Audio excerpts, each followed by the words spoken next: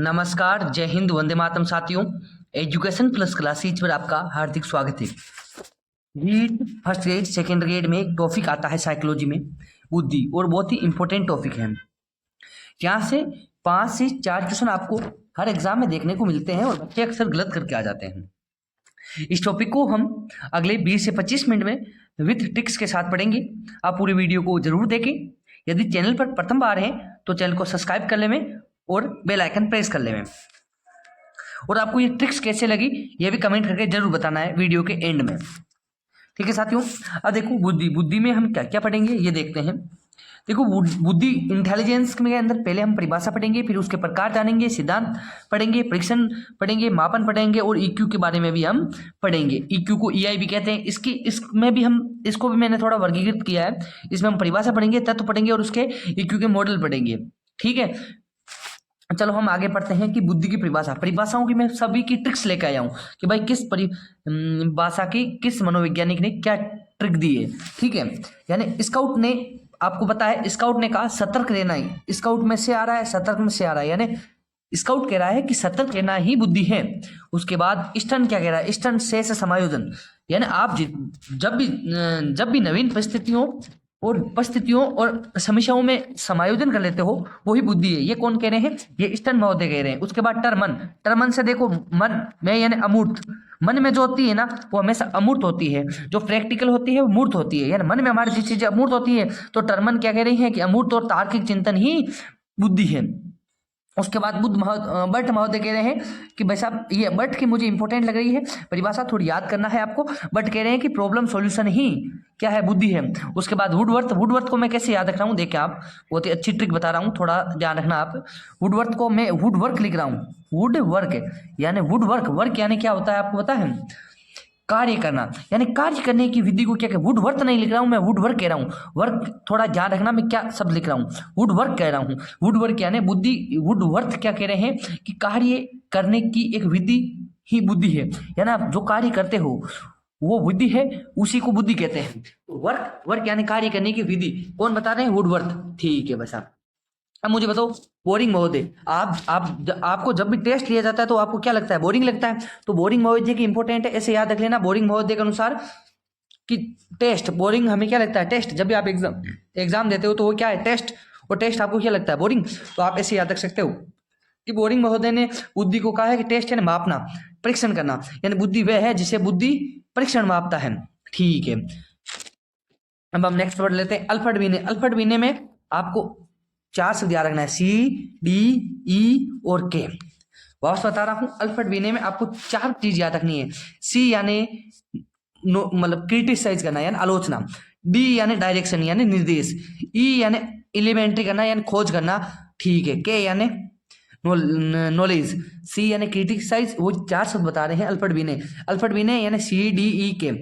सी यानी क्रिटिसाइज करना, डी यानी डायरेक्शन देना, ई यानी एलिमेंशन करना, एलिमेंट्री करना, खोज करना, और के यानी नॉलेज। यानी वो कह रहे हैं बुद्धि 4 शब्दों में निहित है। कितने शब्द, 4 शब्द मैंने बता दिए कि ज्ञान, आविष्कार, निर्देश और आलोचना, ये मैंने बता दिया। आप ये कह सकते हो आलोचना हो गई, निर्देश हो गया, आविष्कार हो गया और ज्ञान हो गया, ये 4 शब्द हो गए। अब हम आगे बढ़ते हैं, एक महत्वपूर्ण परिभाषा आती है, उस परिभाषा को मैं थोड़ी आपको ऐसे हाईलाइट कर लेता हूं। अब मैं आपको बता रहा हूं कि भाई साहब ऑक्सफोर्ड यूनिवर्सिटी के अनुसार बुद्धि क्या है। तो आपको एक ट्रिक याद रखना है, यूके की ऑक्सफोर्ड यूनिवर्सिटी में पीएल लग गई, आप पर्सनल लीव, यानी कोई बंदा यूके की ऑक्सफोर्ड यूनिवर्सिटी में पढ़ाता है, क्या करता है, ऑक्सफोर्ड यूनिवर्सिटी में पढ़ाता है, और वहां पर उसकी क्या लगी, उसने पीएल ले ली या पीएल लग गई, यानी पर्सनल लीव लग गई। ठीक है बस साहब, तो अब देखो मैं कलर चेंज कर लेता हूँ, क्या है, ये जो ऑक्सफोर्ड यूनिवर्सिटी है, ऑक्सफोर्ड यूनिवर्सिटी कह रही है, ऑक्सफोर्ड यूनिवर्सिटी के अनुसार 4 शब्द इंपॉर्टेंट है। कौन कौन से, यू यानी अंडरस्टैंडिंग, के यानी नोविंग, पी यानी प्रिसीविंग करना यानी प्रत्यक्षण करना, यानी कोई चीज प्रैक्टिकल होती है उसे कहते हैं। एल यानी लर्निंग। इन सब की योग्यता ही क्या है, बुद्धि है। वापस बता रहा हूँ, यूके की ऑक्सफोर्ड यूनिवर्सिटी में क्या लगी रे, पीएल लग गई। तो यू यानी मैंने आपको बताया अंडरस्टैंडिंग करना, के यानी नोविंग, पी यानी परसीविंग करना, एल यानी लर्निंग। ये 4 शब्द आप कौन दे रहे हैं, ऑक्सफोर्ड यूनिवर्सिटी दे रही है। यानी ये परिभाषा हमारी हो गई खत्म। ये आपको इतनी परिभाषा याद रखनी है। यानी परिभाषा वाला पोर्शन हमारा कंप्लीट हो गया है। अब हम नेक्स्ट पेज पर चलते हैं। 5 मिनट में हमने परिभाषाएं कर ली। एक बार आप इस वीडियो को 2 बार देख लोगे तो आपका ये जो परिभाषा रटने का ये जो बना रखी है ना आपने धारणा, ये एकदम गलत साबित हो जाएगी और आराम से आपको याद हो जाएगी। बस जो मैं आपको एक वर्ड बता रहा हूँ, एक आपको बता रहा हूँ कीवर्ड बता रहा हूँ, उस कीवर्ड को याद रखना। प्रत्येक परिभाषा की मैं कीवर्ड बताऊंगा, उस कीवर्ड को आप याद रख लोगे तो आपका परिभाषा गलत नहीं होगी। जो लोग कह रहे हैं ना कि परिभाषा नहीं आएगी, वो एक बार सेकंड ग्रेड फर्स्ट ग्रेड का पेपर उठा लेना। एक बार फर्स्ट ग्रेड में 16 परिभाषा आई थी कि बस अब ये परिभाषा किसने दी, सतर्क रहना ही बुद्धि है, ये किसने परिभाषा दी, बुद्धि कार्य करने की एक विधि है, ये किसने परिभाषा दी। तो ये ध्यान रखना है आपको। कीवर्ड मैं आपको बता रहा हूँ और उसी कीवर्ड को याद रखना है, और कीवर्ड याद रखने का मैं तरीका भी बता रहा हूँ। आप इस वीडियो को कम से कम 2 बार देखोगे तो आपका एकदम जो परिभाषा याद नहीं होती, ये जो डर बैठा रखा है वो दूर हो जाएगा। ठीक है साथियों, आपको ये विधि, ये ट्रिक कैसे लगी एक बार कमेंट करके जरूर बताइएगा, और नहीं हो तो इस चैनल पर बने रहिएगा। हम डेली के डेली एक टॉपिक को कवर करेंगे, और आप, मैं गारंटी दे रहा हूँ, एक भी क्वेश्चन इससे बाहर नहीं जाएगा। अब मैं आपको बताना चाहता हूँ कि प्रकार, हमने दूसरा टॉपिक लिया था प्रकार। अब प्रकार में आपको बताना चाहता हूँ कि बुद्धि के कौन कौन से प्रकार हैं। थॉर्नडाइक, मेरे साथ बोलो, थॉर्नडाइक गेरिट के साथ असम गया, कहाँ गया, असम गया। यानी प्रकार में मैं बता रहा हूँ थॉर्नडाइक और गेरिट के अनुसार बुद्धि 3 प्रकार की होती है। ASM, ए यानी अब्स्ट्रैक्ट, ए यानी अब्स्ट्रैक्ट, एम यानी मैकेनिकल, एस यानी क्या होती है, सोशल। सोशल यानी सामाजिक बुद्धि, मूर्त बुद्धि और अब्स्ट्रैक्ट बुद्धि। 3 प्रकार की बुद्धि होती है थॉर्नडाइक और गेरिट के अनुसार। वापस बता देता हूँ, मेरे साथ बोलना है। थॉर्नडाइक गेरिट के साथ असम गया, ए यानी एब्स्ट्रैक्ट, एस यानी सोशल, एम यानी मैकेनिकल। मैंने आपको बताया मैकेनिकल यहाँ ऊपर लिख भी रखा है, ठीक है। असम गया, यानी ये तीनों प्रकार बुद्धि मैंने बता दी। अमूर्त में क्या होती है, जो मन ही मन हम सोचते हैं ना, चिंतन करते हैं, मनन करते हैं, तर्क करते हैं, वो अमूर्त होती है। और मूर्त होती है जो मैकेनिकल यानी मूर्त। मैकेनिकल यानी आप कह सकते हो इसको कह सकते हो आप कॉन्क्रीट कह सकते हो। मैकेनिकल को आप कॉन्क्रीट कह सकते हो, यानी जो गामक बुद्धि होती है, जो यांत्रिक बुद्धि होती है, ठीक है। जो मूर्त बुद्धि होती है उसका प्रकार भी किसने बताया, थॉर्नडाइक और गेरिट ने बताया। कंप्लीट हो गया। सबसे इंपॉर्टेंट जो आ रहा है वो केटल और हॉर्न की आ रहा है। केटल और हॉर्न, केटल और हॉर्न। केटल क्या कह रहे हैं, देखो केटल के अनुसार मैं बताऊं, केटल और हॉर्न के अनुसार आप के यानी क्रिस्टल और फ्लूइड किसने बताया। क्वेश्चन आएगा, शानदार आएगा। क्वेश्चन क्या है कि केटल और हॉर्न ने बुद्धि के कौन कौन से प्रकार बताए। क्रिस्टल, ए crystal, B fluid, C both, D इनमें से कोई नहीं। तो आपको कहना है ए बी दोनों। तो क्रिस्टल और केटल को कैसे, क्रिस्टल और फ्लूइड बुद्धि को कैसे याद रखना है। के यानी केटल ने कौन सी बुद्धि बताई है, क्रिस्टल, के यानी क्रिस्टल, आपको याद रखना है। अब मैं आपको ये बताता हूँ कौन सी क्रिस्टल है, कौन सी क्या है। क्रिस्टल यानी होती है तरल बुद्धि, सॉरी क्रिस्टल होती है ठोस बुद्धि और फ्लूइड होती है तरल बुद्धि। यहाँ थोड़ा देखो, बहुत ही अच्छी मैं क्रिस्टल और फ्लूइड बुद्धि में आपको अंतर बताऊंगा। देखो क्रिस्टल बुद्धि होती है, यानी ये होती है एकदम आपके अर्जित बुद्धि, इसको आप कह सकते हो अर्जित बुद्धि। यानी ये बंदा अर्जित करता है जिंदगी भर, यानी कैसे अनुभव करता है, यानी अनुभव से प्राप्त करता है इस बुद्धि को, ज्ञान से प्राप्त करता है, कौशल से अर्जित करता है, यानी इस बुद्धि को हम अर्जित बुद्धि भी कह सकते हैं। और ये जीवन पर्यंत होने वाली प्रक्रिया है। लेकिन फ्लूइड बुद्धि में ऐसा नहीं है। फ्लूइड बुद्धि होती है लंबवत। क्या होती है, लंबवत, एक समय सीमा के बाद ये चलना, क्या मतलब इसमें बढ़ना, इसका विकास रुक जाता है, यानी अर्थात इसको हम कह सकते हैं जन्मजात है। ये कैसी है, जन्मजात है। किशोर, ये कब तक होती है, ये किशोर अवस्था के अंत तक होती है, यानी किशोर अवस्था तक, या उत्तर किशोर अवस्था कह सकते हो आप। उत्तर किशोर अवस्था तक फिर कौन सी बुद्धि का विकास होता है, तो फ्लूइड बुद्धि बता रहा हूं मैं, ठीक है। इसका विकास लंबवत होता है, यानी एक सीमा के बाद रुक जाता है, ठीक है। इसका संबंध किससे होता है, आप जो सोचते हो, चिंतन करते हो, जो गणित मिलाते हो, रीजनिंग मिलाते हो, जो कल्पना करते हो, जो आप प्रैक्टिकल करते हो, जो आपकी मेमोरी है, जो आप प्रॉब्लम सॉल्यूशन है, ये आदि कब सीख लेते हो आप, यानी किशोर अवस्था के अंत तक सीख लेते हो। इसलिए इसे फ्लूइड बुद्धि भी कहा जाता है। इसके यानी इसमें आप जब मैच्योर हो जाते हो तो इसमें धीरे धीरे कमी आने लग जाती है। अर्थात इसका संबंध किससे, शॉर्ट टर्म मेमोरी से, इसका संबंध लॉन्ग टर्म मेमोरी से, क्योंकि ये जीवन पर्यंत चलने वाली एक विधि है। और ये आपको पता है किशोर अवस्था तक चलती है, यानी कि एक निश्चित अंतराल के बाद इसका विकास कम हो जाता है, इसका विकास चलता रहता है, ठीक है। ये मैंने आपको पूरा बता दिया। थोड़ा ध्यान रखना है, बहुत ही ट्रिक से बता रहा हूँ, हर एक चीज को थोड़ा सा लॉजिक के साथ लेना है। अब मैं बताऊं बच्चे, डोनाल्ड हेब, देखो डोनाल्ड हेब बुद्धि के 2 प्रकार बताते हैं, ए के और खे। वो कहते हैं कि बुद्धि के और बुद्धि के, कौन बता रहे हैं, डोनाल्ड हेब। ये इंपॉर्टेंट है, थोड़ा आ सकता है, जान के रखना पड़ना कि बुद्धि के वे किसने बताई, तो डोनाल्ड हेब ने। क्या है बुद्धि के, वो बुद्धि के, देखो डोनाल्ड हेब ने एक प्रैक्टिकल किया और उन्होंने बताया कि जिस बुद्धि पर वंशानुक्रम का प्रभाव पड़ता है वो बुद्धि के है। बुद्धि के यानी इस पर वंशानुक्रम का प्रभाव पड़ता है, वंशानुक्रम का प्रभाव पड़ता है। और जिस बुद्धि पर वंशानुक्रम और जेनेटिक्स और एनवायरनमेंट दोनों का प्रभाव पड़ता है उसे बुद्धि खे का है ना। बुद्धि के दो प्रकार बता दिए, बुद्धि के और बुद्धि खे। बुद्धि के में वंशानुक्रम का केवल प्रभाव पड़ता है, जीन का प्रभाव पड़ता है। के में जीन के साथ साथ आपको पता है एटमॉस्फेयर यानी वातावरण का भी प्रभाव पड़ता है। यानी के बुद्धि खे क्या है, वंशानुक्रम एवं वातावरण में होने वाली अंतक्रिया, यही बुद्धि खे है। चलो ठीक है। अब इसको जीनोटाइप और फिनोटाइप एक मनोवैज्ञानिक थे जिनका नाम था फिलिप वर्नन।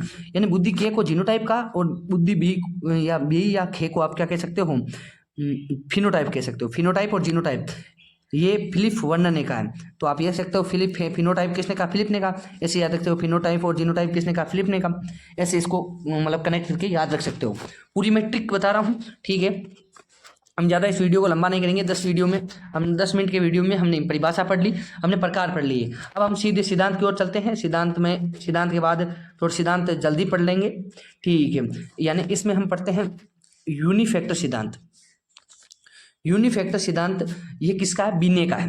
बीने का यूनिफैक्टर सिद्धांत कौन सा सिद्धांत है, यूनिफैक्टर सिद्धांत। यानी क्या है यूनिफैक्टर, यानी एक तत्व सिद्धांत किसने दिया था, अल्फ्रेड बीने ने दिया था।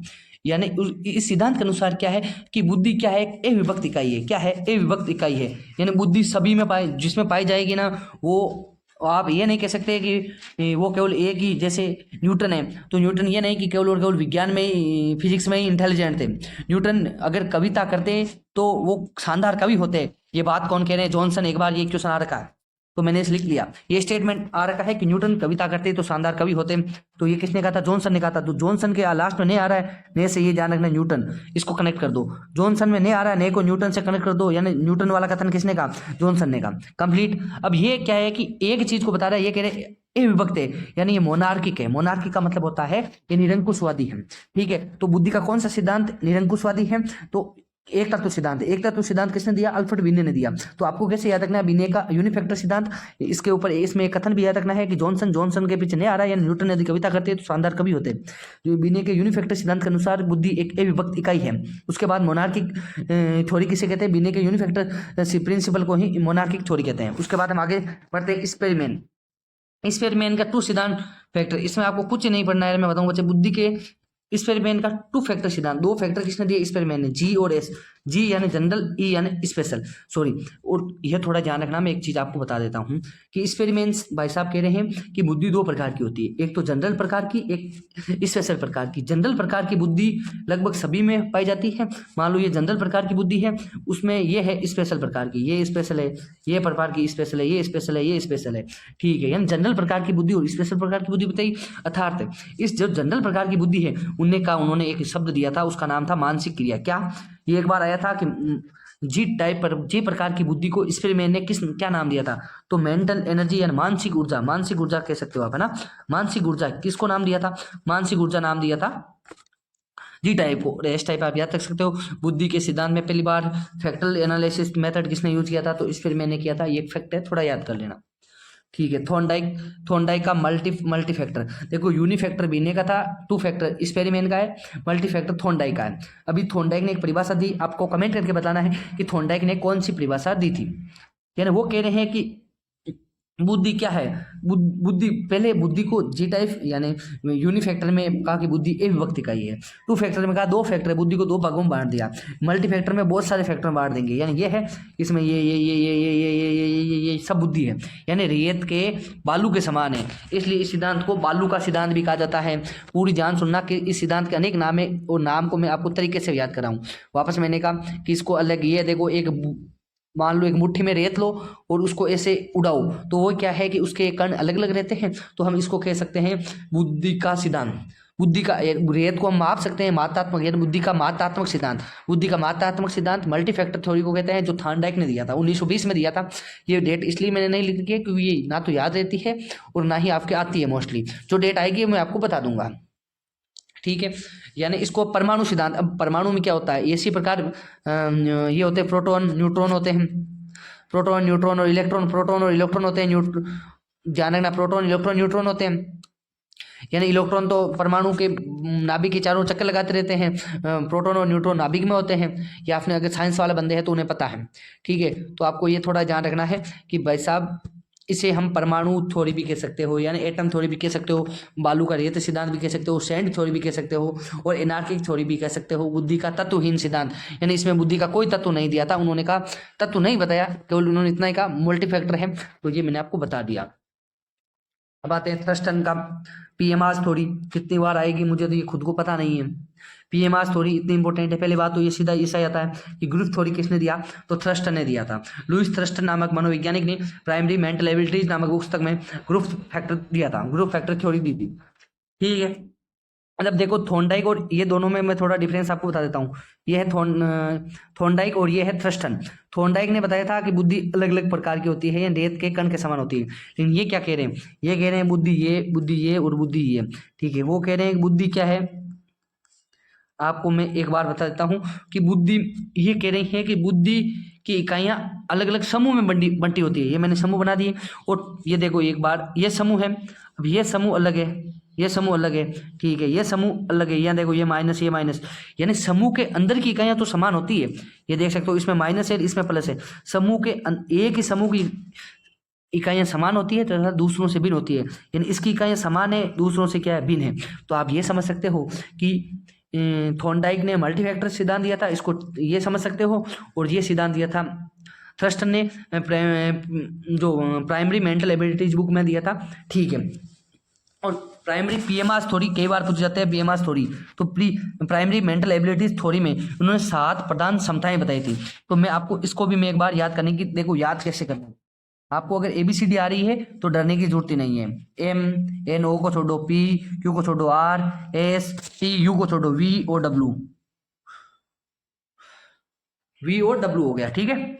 अब मैं बताऊँ M यानी मेमोरी, कौन सी क्षमता बता रहे हैं, 7 प्रधान क्षमता बता रहे हैं। इसको मैंने कौन कौन से देखो छोड़े हैं, ABCD आ रही है तो सर जी हमने O छोड़ दिया, Q छोड़ दिया, और बाकी H के बाद T फॉर टाइगर और U फॉर अम्ब्रेला 2 हमने छोड़ दिया, VOW हमने रख लिया।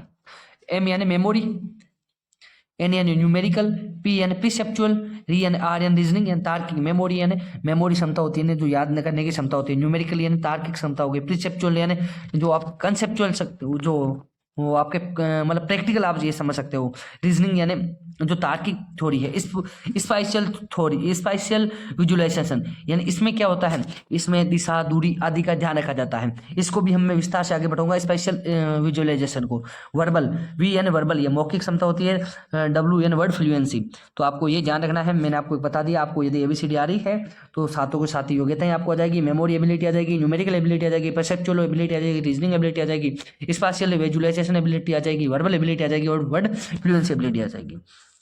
अब इंपॉर्टेंट है, बहुत ही बढ़िया मॉडल बता रहा हूँ मैं आपको, गिलफोर्ड सोई। कौन सोएगा, गिलफोर्ड बंदा सोएगा। क्या, SOI, सोई यानी सोई, S यानी स्ट्रक्चरल मॉडल ऑफ इंटेलिजेंस। ये किसने दिया था, गिलफोर्ड ने दिया था। गिलफोर्ड बताते हैं, गिलफोर्ड 3 विमाएं बताते हैं, 3D मॉडल, इसलिए इसे गिलफोर्ड का 3D मॉडल भी कहते हैं। कौन कौन सी तीन जो मॉडल विमाएं हैं वो मैं आपको बता देता हूँ, 3 डायमेंशन है वो मैं बता देता हूँ। देखो पहला है कंटेंट्स, P यानी प्रोडक्ट, और P यानी प्रोसेस या ऑपरेशन। मैं बहुत ही बढ़िया क्वेश्चन बता रहा हूँ कि गिलफोर्ड के स्ट्रक्चरल मॉडल से क्वेश्चन आएगा, 101% आएगा, चाहे आप फर्स्ट ग्रेड दे लेना, चाहे सेकंड ग्रेड दे लेना, चाहे थर्ड ग्रेड दे लेना, चाहे रीट पात्रता दे लेना, ठीक है। इसके लिए मैं आपको बताना चाहता हूँ कंटेंट में कौन कौन से तत्व है, मैं इनको तत्व भी बताऊंगा कि बच्चा कंटेंट में मान लो कि 4 तत्व हैं, प्रोडक्ट में 6 तत्व हैं, और ये प्रोसेस में 5 तत्व हैं। तो मैं पूरी की पूरी आपको बताऊंगा, और टोटल कितने तत्व बताए उनको भी मैं एक ट्रिक के माध्यम से लेके आया हूँ, ठीक है। कंटेंट्स यानी कंटेंट्स में कौन कौन से, जो पहली विमा है उसको हम कह देते हैं कंटेंट्स में तत्व कौन कौन से है, तो उस तत्व को मैंने याद रखने की ट्रिक बनाई है। BF के कंटेंट का क्या है रे, SS है, SS यानी स्क्रीनशॉट। BF के कंटेंट का क्या है रे, SS है। B यानी बिहेवियरल, F यानी फिगरल। ये इसको भी आपको आगे पढ़ने की जरूरत नहीं है, विजुअल और ऑडिटरी 2 भागों में बांटते हैं, ये आपके नहीं आएगा। ये फर्स्ट ग्रेड वाले एक बार थोड़ा ध्यान से देख लेना, लेकिन हम जो मेनली क्लास लगा रहे हैं अभी रीट वाली है। तो बिहेवियरल, फिगरल, S यानी सिंबॉलिक और S यानी सिमेंटिक, 4 प्रकार के जो तत्व है, एलिमेंट है, वो कंटेंट्स में शामिल होंगे। और कंटेंट एक विमा है गिलफोर्ड के अनुसार। गिलफोर्ड के स्ट्रक्चरल मॉडल की पहली विमा हमने बता दी। पहली विमा में जो 4 तत्व है वो भी मैंने बता दिया। उसके ट्रिक है बीएफ के कंटेंट का, किसके बीएफ के कोई कंटेंट है उसके, मान लो आपके पास कोई बीएफ का, आपके बीएफ का कंटेंट है, ये कोई बहन देख रहे हैं तो उनसे मैं माफ़ी चाहूँगा कि ये मैंने याद करने के उद्देश्य से ट्रिक बनाई है, किसी ऐसे कोई उद्देश्य नहीं है मेरा, ठीक है।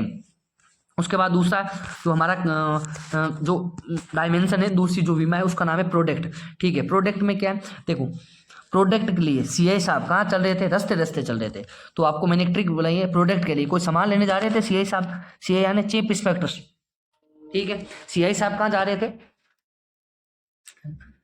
प्रोडक्ट के लिए कोई दुकान पर जा रहे थे तो रस्ते रस्ते जा रहे थे। तो आपको मैंने एक ट्रिक बना रखी है, प्रोडक्ट के लिए सीआई रस्तु रस्तु चला, कहाँ चला, रस्तु रस्तु चला। सी यानी क्लास, क्लास आई यानी, मैं तत्व बता रहा हूँ, इसके 6 तत्व है ना प्रोडक्ट के, प्रोडक्ट की विमा के 6 तत्व बता रहा हूँ। जो इंग्लिश में बता रहा हूँ इंग्लिश ही याद रखनी है, हिंदी में कंफ्यूजन आएगा, इंग्लिश में ट्रिक भी है और याद भी जल्दी रहेगा।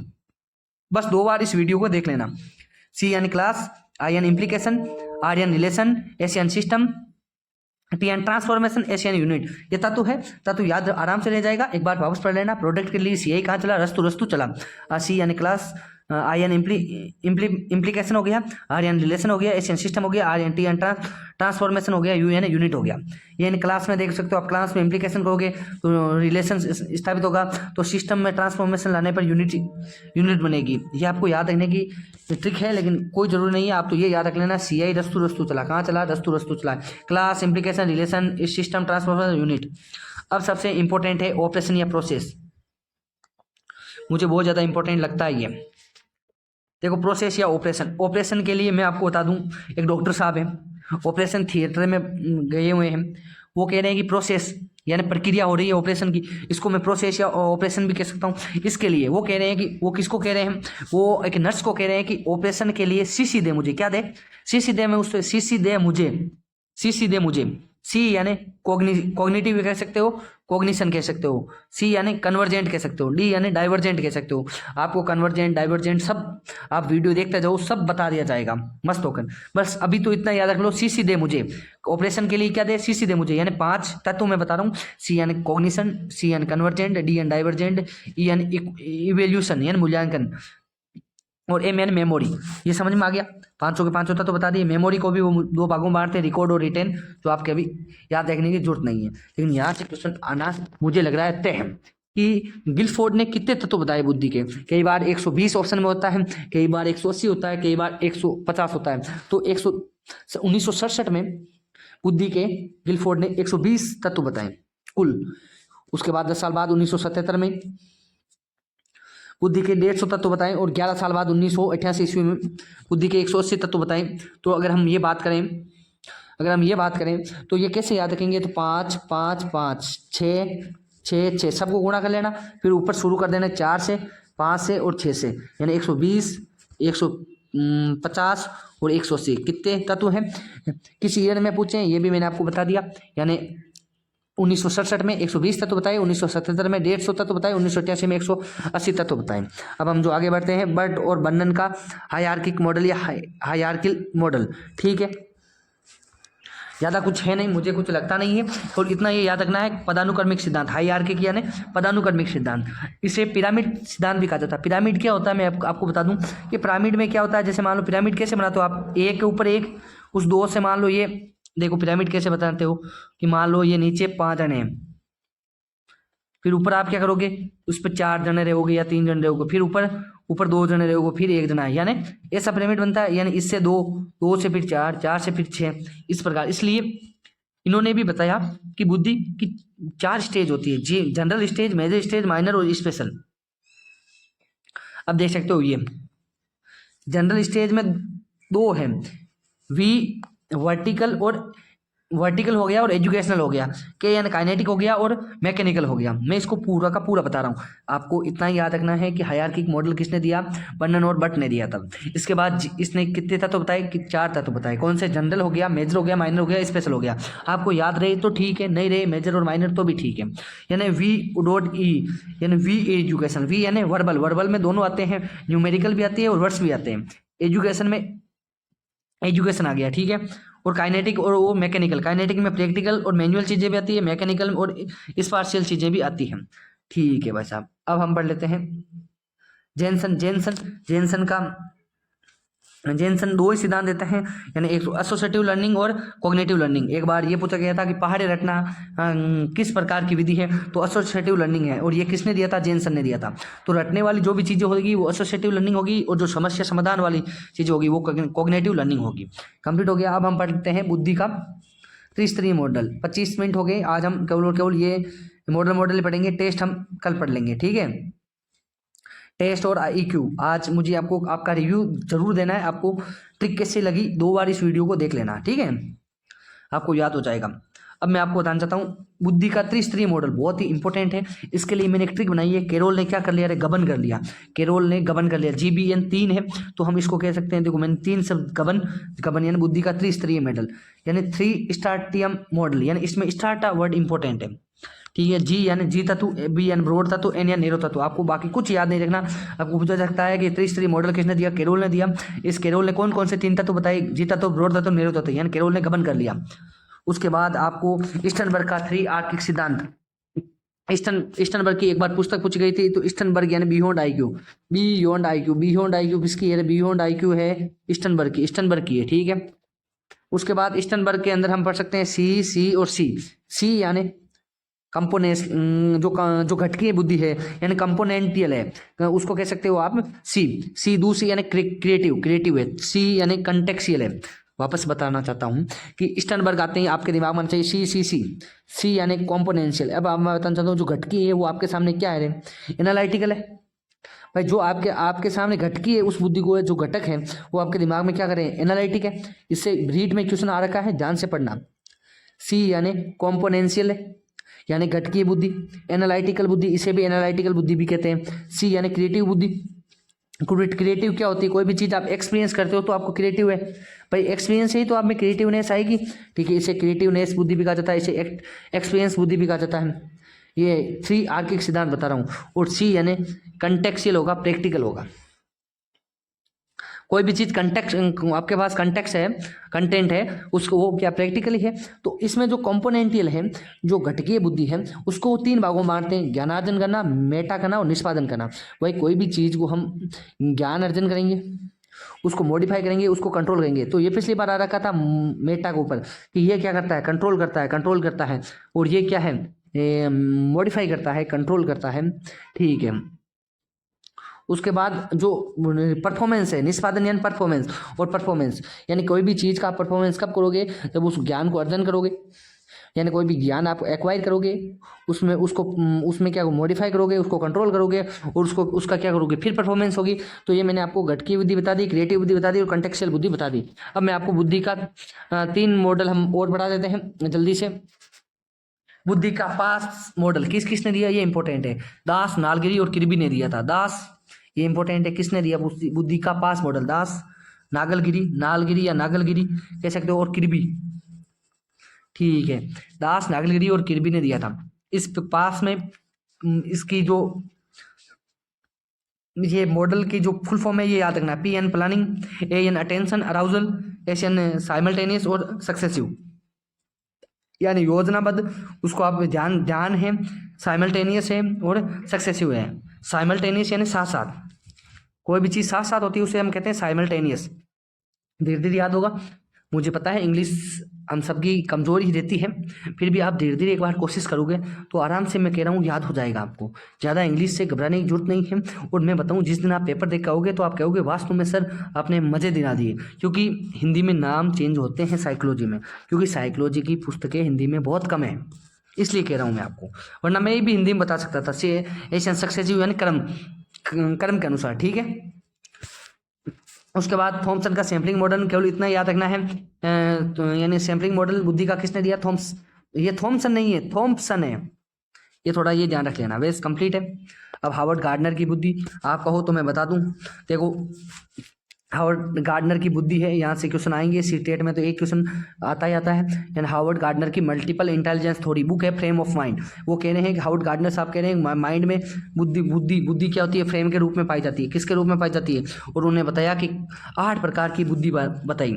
हार्वर्ड गार्डनर ने फ्रेम ऑफ माइंड पुस्तक में, यानी आपको सीधा याद ही नहीं रखना, यानी माइंड फ्रेम में है, ये किसने कहा? गार्डनर ने कहा था, गार्डनर ने कहा था। अब मुझे बताओ जी में ये लिखा, देखो ये 7 है, यानी इन जो फ्रेम ऑफ माइंड है इसमें तो 7 बुद्धि बताई, ये आप देखो ये 7 है, यानी ऐसे, तो यहाँ पर तो 7 बुद्धि है, किसमें बताई? 7 बुद्धि, और बाद में एक जोड़ी, टोटल कितनी बुद्धि बताइए? अभी तक 8 बुद्धि है। तो आपको पूछा जाए कि हार्वर्ड गार्डनर ने फ्रेम ऑफ माइंड में कितनी बुद्धि बताई, तो 7 बताना है।